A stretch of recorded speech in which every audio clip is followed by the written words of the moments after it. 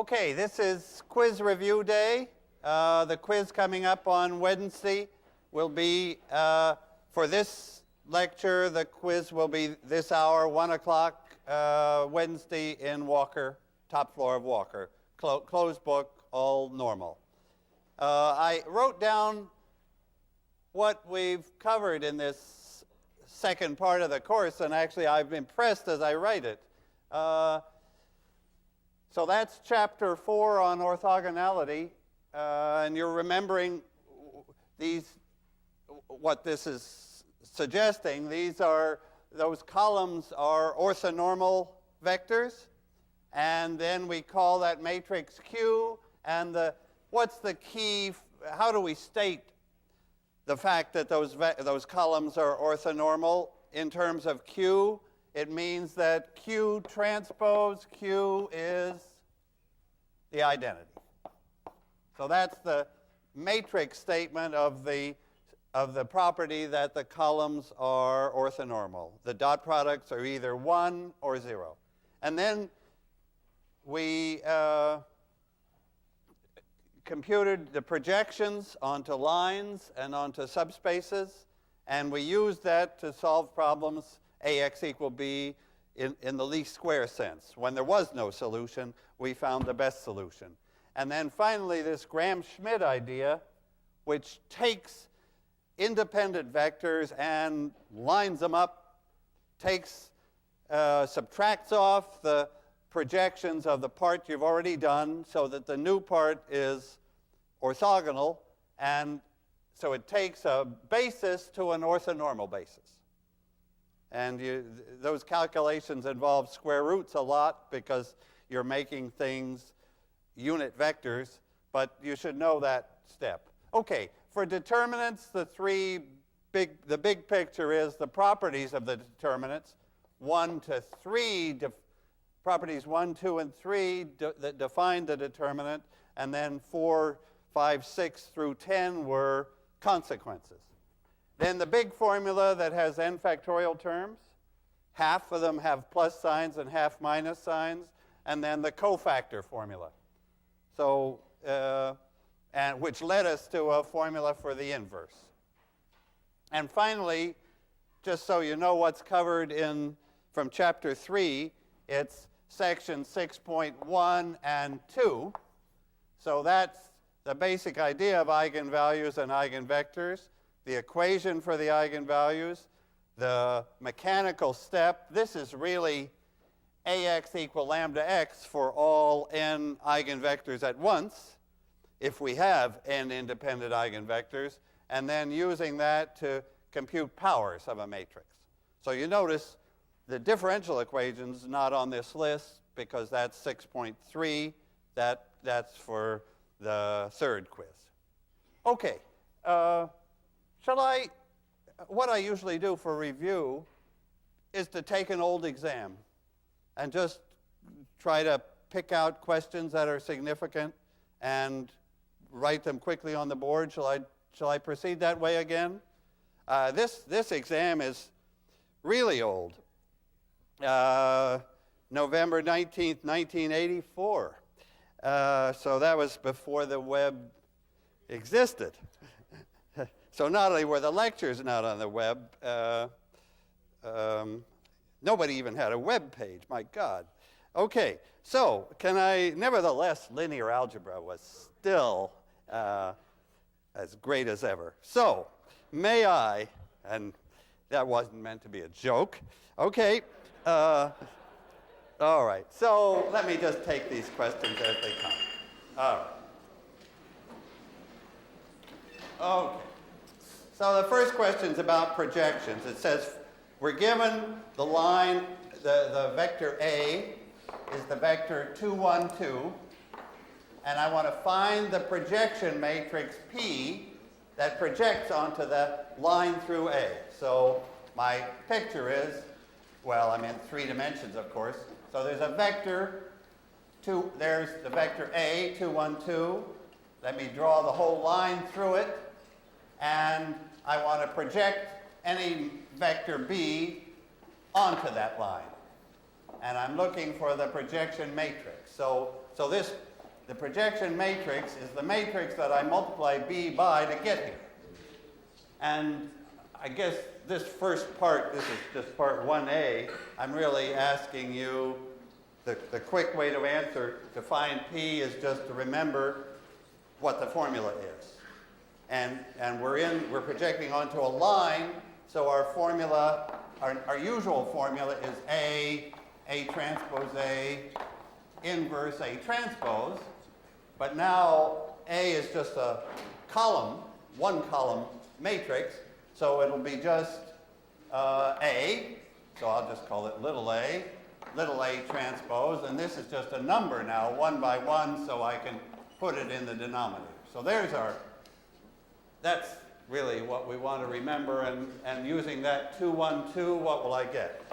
I'm dividing by, what's the length squared of that vector? So what's A transpose A? Looks like 9. And what's the matrix? Well, I'm doing 2, 1, 2 against 2, 1, 2. So it's 1/9 of this matrix. 4, 2, 4, 2, 1, 2, 4, 2, 4. Now the next part asks about eigenvalues. So you see, since we're learning, we know a lot more now, we can make connections between these chapters. So what's the eigenvector, what are the eigenvalues of P? I could ask, what's the rank of P? What's the rank of that matrix? 1. Rank is 1. What's the column space? If I apply P to all vectors, then I fill up the column space. It's combinations of the columns. So what's the column space? Well, it's just this line. The column space is the line through 2, 1, 2. And now what's the eigenvalue? So, since that matrix has rank 1, so tell me the eigenvalues of this matrix. It's a singular matrix, so it certainly has an eigenvalue 0. Actually, the rank is only 1. So that means that there's going to be a 2-dimensional null space. There'll be at least 2. This lambda equals 0 will be repeated twice because I can find 2 independent eigenvectors with lambda equals 0. And then, of course, since it's got 3 eigenvalues, what's the third one? It's 1. How do I know it's 1? Either from the trace, which is 9 over 9, which is 1, or by remembering what is the eigenvector. And actually now it's going to ask for the eigenvector. So what's the eigenvector for that eigenvalue? What's the eigenvector for that eigenvalue? It's the vector that doesn't move, eigenvalue 1, so the vector that doesn't move is A. This A is also the eigenvector with lambda equal 1, because if I apply the projection matrix to A, I get A again. Everybody sees it. If I apply that matrix to A, can I do it in little letters? If I apply that matrix to A, then I have A transpose A canceling A transpose A, and I get A again. So sure enough, PA equals A, and the eigenvalue is 1. Okay, good. Now, actually it asks you further to solve this difference equation. So this is solve UK plus 1 equals P UK, starting from U0 equal 990, and find UK. So what's up? Shall we find U1 first of all? So just to get started, so what is U1? It's PU0, of course. So if I do the projection of this vector onto the line, So this is like my vector B now that I'm projecting onto the line. I get A times A transpose U0 over A transpose A. Well, in one way or another, I just do this multiplication. But maybe this is the easiest way to do it. A transpose, can I remember what A is on this board? 2, 1, 2. So I'm projecting onto the line through there. This is the projection. It's P times the vector U0. So what do I have for A transpose U0? Looks like 18, looks like 27. And A transpose A we figured was 9, so it's 3A. So that this is the x hat, the multiple of A in our formulas. And of course that's 636. So that's U1 computed out directly. That's on the line through A, and it's the closest point to U0, and it's just PU0. Just straightforward multiplication produces that. Okay, now, what's U2? Well, U2 is PU1, I agree. Do I need to compute that again? No, because once I'm already on the line through A, UK will be, I could do the projection k times, but it's enough just to do it once. It's the same. It's the same 636. So this is a case where I could, and actually on the quiz, if you see one of these, which could very well be there, and it could very well be not a projection matrix, then we would use all the eigenvalues and eigenvectors. Let's think for a moment. How do you do those?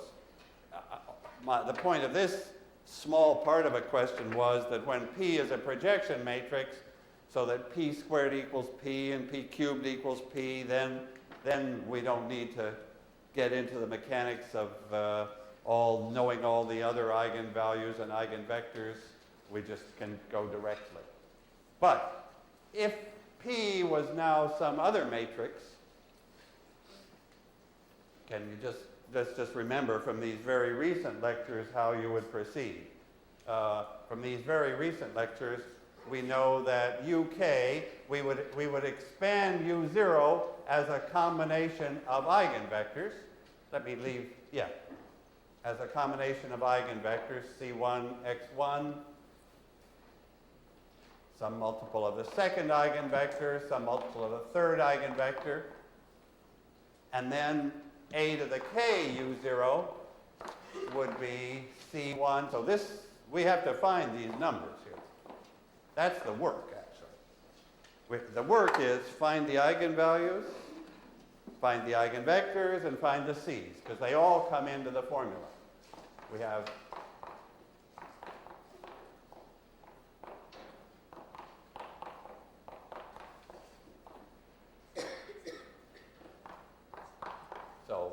so to do this, you can see what you have to compute.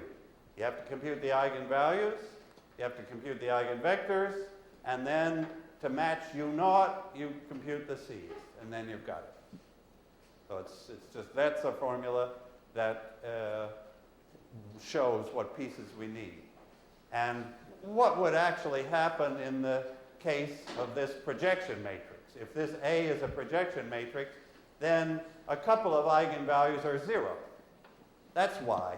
We just throw those away. The other eigenvalue is a 1, so that we got the same thing every time, C3x3. From the first time, second time, third, all iterations left us with this constant, left us right here at 636.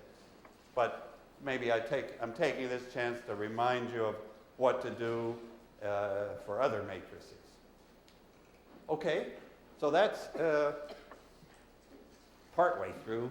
Okay, the next question in 1984 is fitting a straight line to points, and actually a straight line through the origin. a straight line through the origin. So can I go to question 2? So this is fitting a straight line to these points. I'll just give you the points. At t equal 1, the y is 4. At t equal to 2, y is 5. At t equal to 3, y is 8. So we've got points 1, 2, 3, 4, 5, and 8. And I'm trying to fit a straight line through the origin to these 3 values.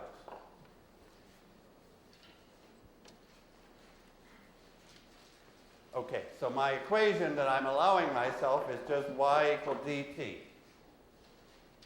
So I have only one unknown, 1 degree of freedom, 1 parameter d. So I'm expecting to end up my matrix. So when I try to fit a straight line that goes through the origin, that's because it goes through the origin, I've lost the constant c here. So I have just should be a quick calculation. I can write down the 3 equations I'd like to solve if the line went through the point. That's a good start, because that displays the matrix. So can I continue that problem? We would like to solve, so y is dt. So I'd like to solve d times 1 times d equals 4, 2 times d equals 5, and 3 times d equals 8. That would be perfection. If I could find such a d, then the line y equals dt would satisfy all 3 equations, would go through all 3 points, but it doesn't exist. So I have to solve this so that my matrix is now, you can see my matrix, it just has 1 column multiplying a scalar d, and you can see the right-hand side. This is my ax equal b. I don't need 3 equal signs now because I've got vectors. Okay, there's ax equal b, and you take it from there. The best x will come from, so what's the key equation? So here, this is the ax hat equal b equation. Well, ax equal b. And what's the equation for x hat? The best d. So to find the best d, the best x, the equation is A transpose A, the best d, is A transpose times the right-hand side. This is all coming from projection on a line. Our matrix only has 1 column. So A transpose A would be maybe 14 d hat, and A transpose B, I'm getting 4, 10, and 24. Is that right? 4, 10, and 24, so 38. So that tells me the best d hat is 38 over 14. Okay. Fine. All right. So we found the best line, and now here's the next question. What vector did I just project onto what line? See, in this section on least squares, here's the key point. I'm asking you to think of the least squares problem in 2 ways. 2 different pictures, 2 different graphs. One graph is this. This is a graph in the TB plane, TY plane, the line itself. The other picture I'm asking you to think of is like my projection picture. What projection, what vector am I projecting onto what line or what subspace when I do this? So my second picture is a projection picture that sees the whole thing with vectors. Here's my vector, of course, that I'm projecting. I'm projecting that vector B onto the column space of A. Or if you like, it's just a line onto, that's the line. It's just a line, of course. That's what this calculation is doing. This is computing the best D, which is, this is the x hat. So seeing it as a projection means I don't see the projection in this figure, right? In this figure, I'm not projecting those points onto that line or anything of the sort. The projection picture for least squares is in the plane, in the space where B lies, the whole vector B, and the columns of A. And then the x is the best combination that gives the projection. Okay, so that's a chance to tell me that. Okay, I'll go. Okay, now finally in orthogonality there's the Graham-Schmidt idea. So that's problem 2D here. It asks me if I have two vectors, A1 equal 1, 2, 3, and A2 equal 1, 1, 1, find two orthogonal vectors in that plane. So those two vectors give a plane. They give a plane, which is, of course, the column space of the matrix. And I'm looking for an orthogonal basis for that plane. So I'm looking for two orthogonal vectors. And of course, there are lots of, I've got a plane there. If I get one orthogonal pair, I can rotate it. There's not just one answer here. But Graham-Schmidt says, okay, start with the first vector and let that be, and keep that one. And then take the second one orthogonal to this. So Graham-Schmidt says, start with this one, and then make a second vector B. Can I call that second vector B?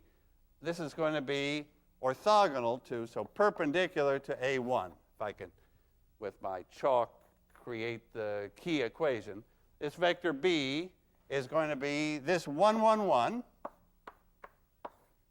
But that 1, 1, 1, 1, 1 is not perpendicular to A1, so I have to subtract off its projection. I have to subtract off the B, the B transpose, yeah, I should say the A1 transpose B over A1 transpose A1. That multiple of A1, I've got to remove. So I just have to compute what that is, and I get a vector B that's orthogonal to A1. It's the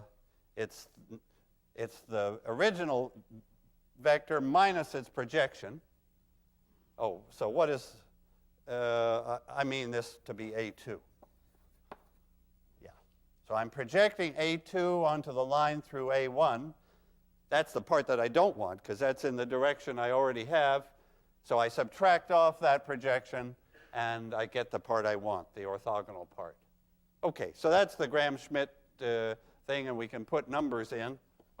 1, 1, 1, take away A1 transpose A2 is 6. A1 transpose A1 is 14, multiplying A1. And that gives us the new orthogonal vector B.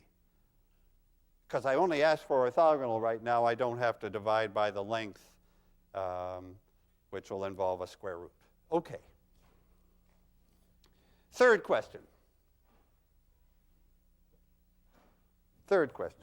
All right, I'll move this board up.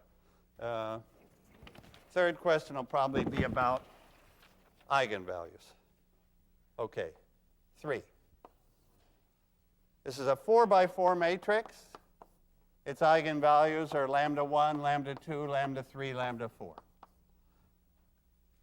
Question 1. What's the condition on the lambdas so that the matrix is invertible? Okay, so under what conditions on the lambdas will the matrix be invertible? So that's easy.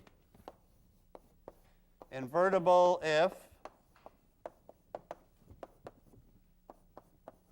what's the condition on the lambdas? None of them are 0. A 0 eigenvalue would mean something in the null space, would mean a solution to ax equals 0x, but we're invertible, so none of them is 0. The product, however you want to say, no 0 eigenvalues. Good. Okay, what's the determinant of A inverse? The determinant of A inverse. So where's that going to come from? Well, if we knew the eigenvalues of A inverse, we could multiply them together to find the determinant. And we do know the eigenvalues of A inverse. What are they? They're just 1 over lambda 1 times 1 over lambda 2. That's the second eigenvalue, the third eigenvalue, and the fourth. So the product of the 4 eigenvalues of the inverse will give us the determinant of the inverse. Fine. Okay. And what's the trace of A plus I?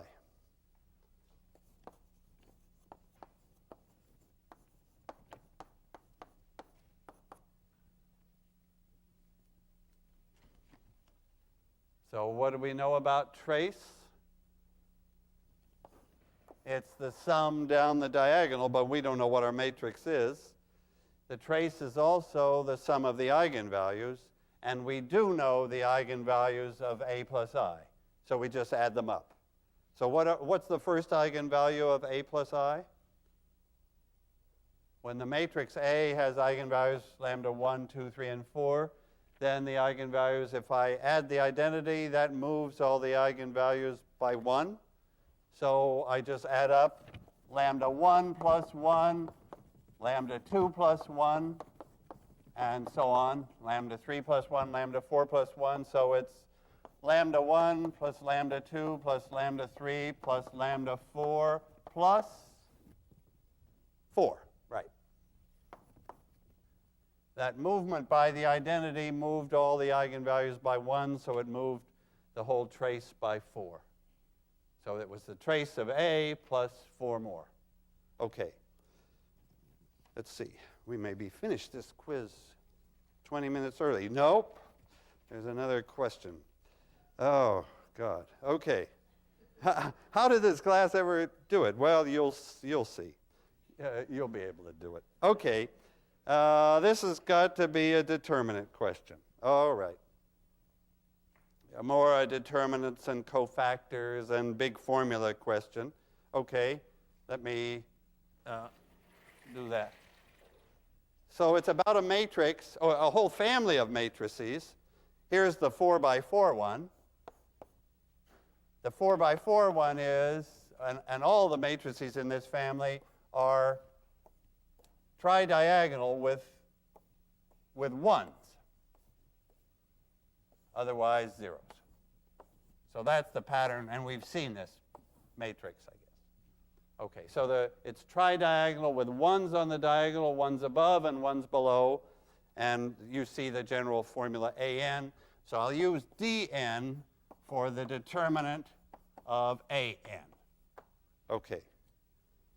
All right, so I'm going to do the first question is, use cofactors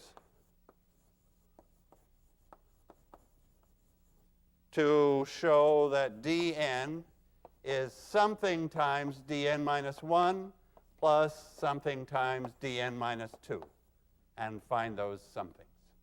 Okay. So the fact that it's tridiagonal with these constant diagonals means that there is such a recurrence formula. And so the first question is find it. Well, what's the recurrence formula? Okay, how does it go? So I'll use cofactors along the first row. So I take that number times its cofactor. So it's 1 times its cofactor. And what is its cofactor? dn minus 1. Right, exactly. The cofactor is this guy uses up row 1 in column 1. So the cofactor is down here. So it's one of those. Okay, that's the first cofactor term. Now the other cofactor term is this guy, which uses up row 1 and column 2. And what's surprising about that? When you use row 1 and column 2, that brings in a minus. There'll be a minus because the cofactor is this determinant times minus 1. The 1, 2 cofactor is that determinant with its sign changed. Okay, so I have to look at that determinant, and I have to remember in my head a sign is going to get changed. Okay, now how do I do that determinant? How do I make that one clear? The neat way to do is, here I see, I'll use cofactors down the first column. Because the first column is all zeros except for that 1. So this 1 is now, and what's its cofactor? Within this 3 by 3, its cofactor will be 2 by 2. And what is it? It's this, right? So that part is all gone.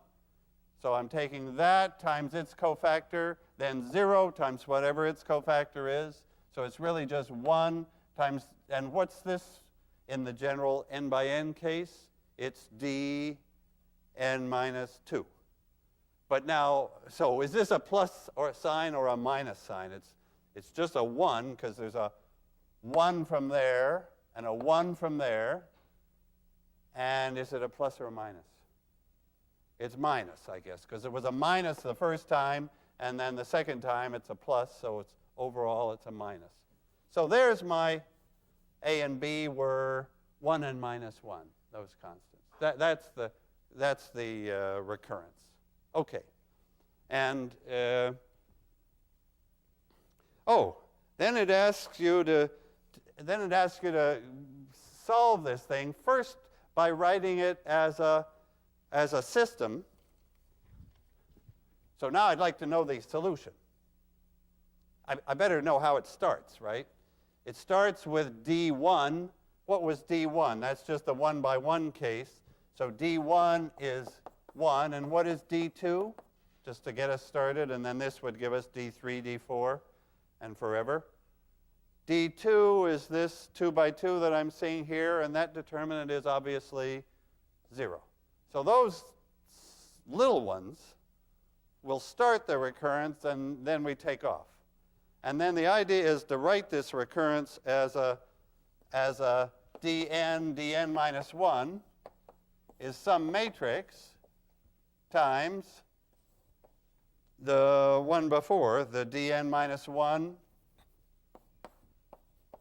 dn minus 2. What's the matrix? You see, you remember this step of taking a single second-order equation and by introducing a vector unknown to make it into a first-order system. Okay, so dn is 1 of dn minus 1 minus 1. I think that goes in the first row, right, from the equation above. And the second one is this, is the same as this, so 1 and 0 are fine. So there's the matrix. Okay, so now how do I proceed? We can guess what this examiner's got in his little mind. Well, find the eigenvalues. And actually, it tells us that the sixth power of these eigenvalues turns out to be 1. Well, can we get the equation for the eigenvalues? Let's do it, and let's get a formula for them. Okay. So what are the eigenvalues? I look at the matrix, this determinant 1 minus lambda and 0 minus lambda, and these guys are still there. I compute that determinant. I get lambda squared minus lambda, and then plus 1. And I set that to 0. Okay. So we're not Fibonacci here. We're not seeing Fibonacci numbers because we had a sign change. And it's not clear right away whether this, is it clear? Is this matrix stable or unstable? When we go further and further out, are these D's increasing? Are they going to zero? Are they bouncing around periodically? The answers have to be here. I would like to know how big these lambdas are, right? And the point is probably these, let's see, what's lambda? From the quadratic formula, lambda is 1. I switched the sign of that, plus or minus the square root of 1 minus 4ac. Am I getting a minus 3 there? Over 2.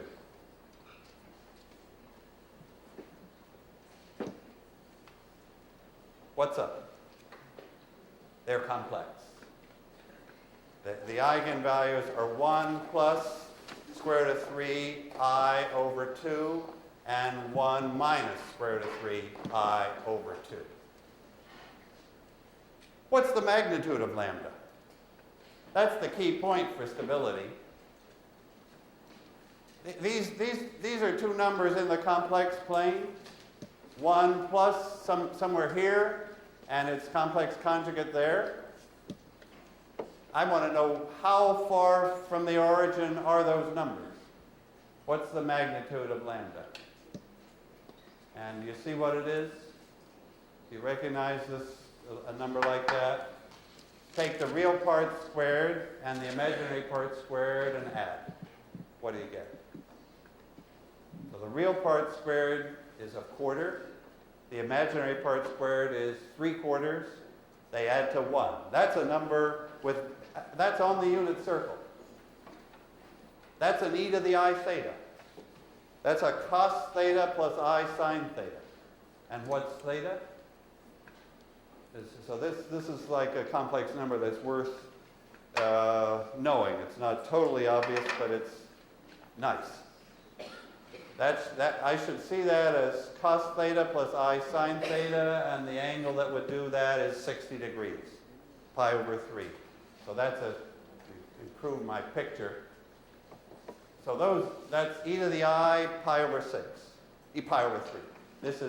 This number is e to the I pi over 3 and e to the minus I pi over 3. We'll be doing more complex numbers briefly, but a little more in the next 2 days, next 2 lectures. Anyway, so what's the deal with stability? What do the dn's do? Well, look, if I take the 6th power, I'm around at 1. The problem actually told me this. The 6th power of those eigenvalues brings me around to 1. What does that tell you about the matrix, by the way? Suppose you know, this was a great quiz question, so I should never have just said it, but it popped out. Suppose lambda 1 to the 6th and lambda 2 to the 6th are 1, which they are. What does that tell me about a matrix? About my matrix A here? Well, what matrix is connected with lambda 1 to the 6th and lambda 2 to the 6th? It's got to be the matrix A to the 6th. So what is A to the 6th for that matrix? It's got eigenvalues 1 and 1. Because when I take the 6th power, if I take the 6th power, the 6th power of that is 1 and the 6th power of that is 1. The 6th power of this is e to the 2 pi I, that's 1. The 6th power of this is e to the minus 2 pi I, that's 1. So the 6th powers, the 6th power of that matrix has eigenvalues 1 and 1. So what is it? It's the identity. Right. So if I operate this, if I run this thing 6 times, I'm back where I was. The 6th power of that matrix is the identity. Good. Okay, so it'll loop around. It doesn't go to 0. It doesn't blow up. It just periodically goes around with period 6. Okay. Let's just see if there's a... All right. Let's see. Could I also look at a final exam from 1992? I think that's, yeah, let me do that on this last board. It starts, a lot of the questions in this exam are about a family of matrices. Let me give you the fourth guy in the family has a 1, so it's zeros on the diagonal, but these are going 1, 2, 3, and so on. 1, 2, 3, and so on. But for the 4 by 4 case, I'm stopping at 4. You see the pattern? It's a family of matrices which is growing, and actually the numbers, it's symmetric, right? It's equal to A4 transpose. And we can ask all sorts of questions about its null space, its range, its column space. Find the projection matrix onto the column space of A3, for example, is in here. So A3 is 0, 1, 0, 1, 0, 2, 0, 2, 0.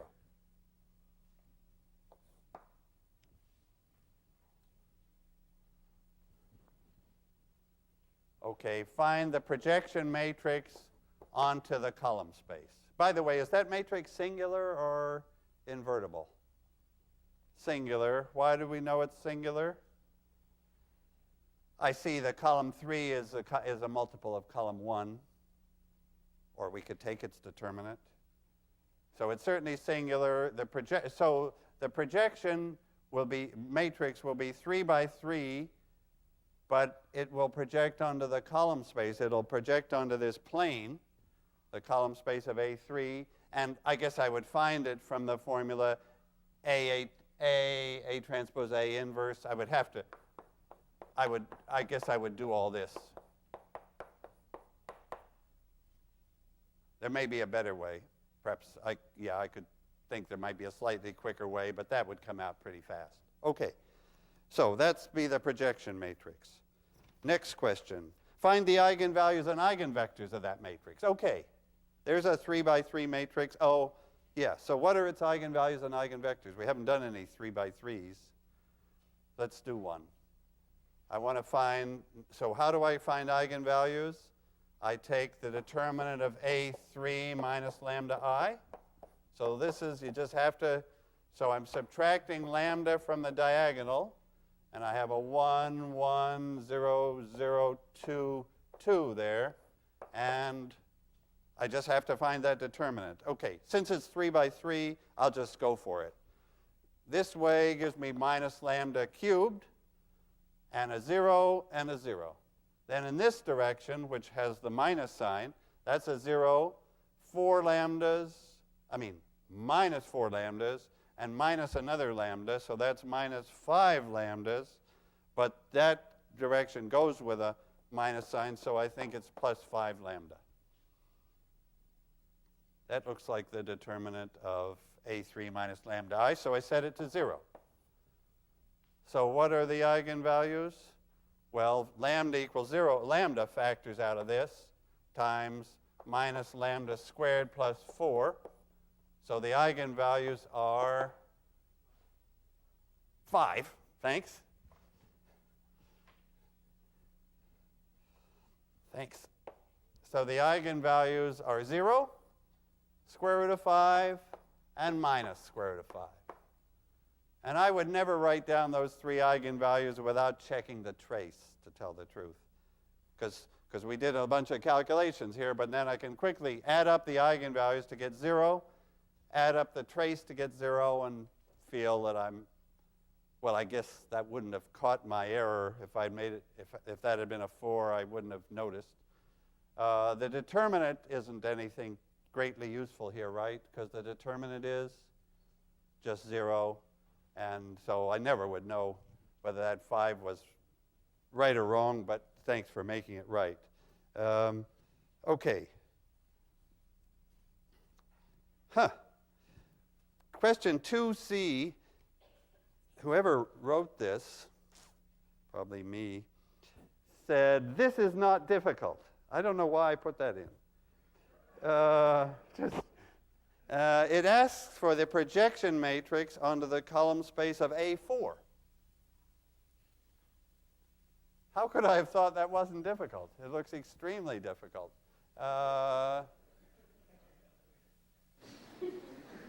What's the projection matrix onto the column space of A4?